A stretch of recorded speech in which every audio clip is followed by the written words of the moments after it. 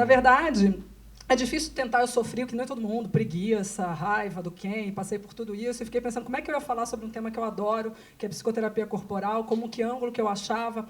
E a gente tira tanta selfie hoje, esse é o grande tema da modernidade, que eu resolvi falar um pouquinho sobre isso. Porque tem a piada infame, se a gente fala de selfie, a gente fala de selfie de alguma forma. Né? A gente está se expondo, a gente está se mostrando. E a gente está se mostrando como a gente nunca se mostrou, talvez. Mas quando a gente fala de selfie, vem sempre a coisa profunda, né? Da psicanálise, de analisar os nossos sentimentos, as nossas sensações, racionalizar o que a gente é, o que a gente não é. Só que aí, há um tempo atrás, há muitos anos atrás, eu caí numa pós-graduação de psicoterapia corporal neo-Rashiana, e não me pergunta como eu caí lá, porque foi sem querer. E aí eu descobri que me dei conta de que a gente não só pensa, que a gente é um corpo. E que essa integração entre corpo e cabeça é que, de fato, expressa os nossos sentimentos. É, de fato, assim que a gente vive. E esse tal do Reich, que é meio maldito por alguns, mas foi um discípulo do Freud, dizia que a nossa história está no nosso corpo. Não nas tatuagens que a gente faz e escolhe fazer. Mas o que a gente vive, as emoções que a gente vive, estão, de fato, no nosso corpo. Na forma que o nosso corpo é, do jeito que a gente se expressa, não estão só no nosso comportamento. Então, talvez a selfie pode mostrar um pouquinho mais do que a gente acha sobre a gente mesmo, quando a gente para prestar atenção. Quando a gente para olhar que o nosso corpo conta a nossa história, e, mais do que isso, ele é um atalho para conectar a gente com as nossas emoções. Porque, se a gente vive tanto no mental, o corpo ajuda a gente a acessar emoções que, às vezes, a gente esquece e ficam perdidas. Para não ser tão leviano e dar só um pouquinho de contexto, tem diversas linhas neo-reichianas, o próprio Reich, mas eu vou falar um pouquinho da bioenergética, que é desse cara aqui, do Alexander Lowen, que é um dos discípulos do Reich também.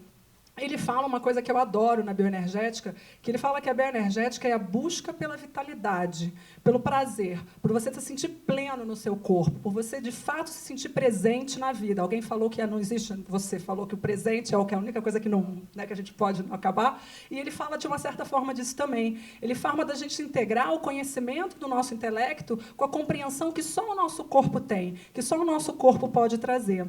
E ele fala que a gente faz isso com os princípios básicos, que é o grounding, que é um exercício que eu pensei em fazer, todo mundo fazer aqui, mas aí ia durar toda a palestra, não ia dar, para a gente de botar os pés no chão, se enraizar, se curvar, sair dessa postura da racionalidade e, de fato, sentir enraizado, se sentir presente, se sentir na vida e em contato, de fato, com quem você é, com quem você sente.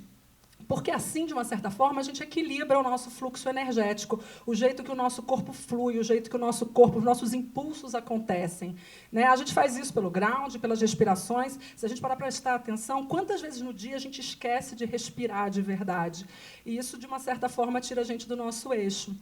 O Reich falou de 7 tensões e anéis energéticos. De alguma forma, tem bastante semelhança com os chakras orientais, que acho que todo mundo conhece. E é um pouco esse fluxo, de como a gente equilibra esse fluxo para se sentir pleno e presente na vida, de forma que a gente possa atuar e assumir os nossos impulsos e fazer o que a gente quer. Só que, infelizmente, a nossa vida é feita de frustração. A gente vai e volta o tempo todo. Os nossos impulsos são frustrados. E isso vai bloqueando e criando padrões energéticos de como a gente se comporta e de como a gente opera na vida. Uma certa armadura, para o bem e para o mal, porque ela ajuda a gente a viver na vida. Ela ajuda a formar o nosso corpo e a nossa fonte de batalha, que são os caráteres, de uma certa forma, que é o jeito, nossos padrões de comportamento, o jeito que a gente é, o jeito que a gente resolve fazer as coisas. E o que o Reich diz é que o caráter não é só o seu comportamento, é também o seu corpo.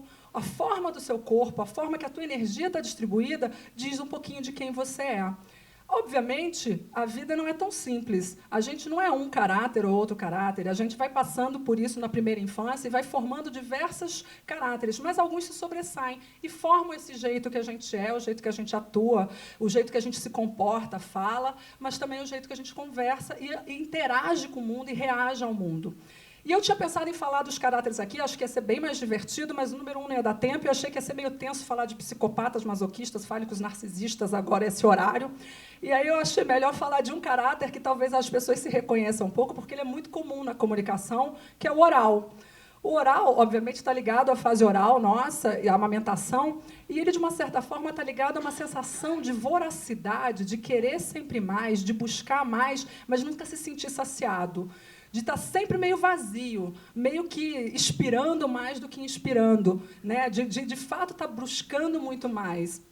E quando a gente fala do oral, porque ele está inspirando muito mais do que inspirando, porque ele está meio vazio, porque ele está buscando saciedade, ele acaba tendo tendências para certos vícios, como beber, fumar, comer, todos esses clichês do Mad Men que a gente vê. E é super comum, porque eu quero trazer energia para a boca, eu quero me sentir cheio, eu quero me sentir pleno, eu não quero me sentir esse saco vazio que eu sou.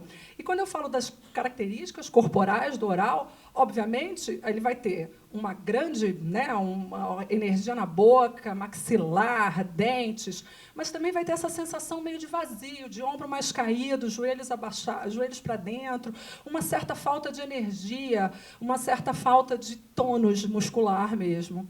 Agora, não é só coisa, né, não parece ruim, mas o bom do oral é que ele tem o dom da palavra, o dom de falar, argumentar, ser super forte, super interessante, ótimo vendedor. Além disso, essa coisa meio carente, meio de que o mundo está devendo para ele, tem um carisma também. As pessoas querem estar perto dele, querem estar junto com ele, o que é super bom para a gente vender ideias de uma certa forma.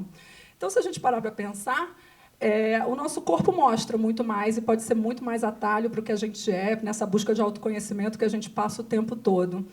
Muito mais do que isso. E se a gente pensar no nosso mundo de hoje, que a gente vive tão conectado, com essa energia tanto na cabeça, acho que a nossa profissão, né, o que a gente faz é o tempo todo, a cabeça, talvez a gente esteja querendo mostrar, quando a gente faz tanta selfie, a gente esteja querendo mostrar para os outros quem a gente é, mas talvez a gente esteja querendo mostrar e prestar um pouquinho de atenção na gente mesmo, prestar atenção nos sinais do que a gente dá, do nosso corpo, do que a gente sente, tentar integrar um pouco esse instinto com a cabeça e talvez ser melhor no dia a dia.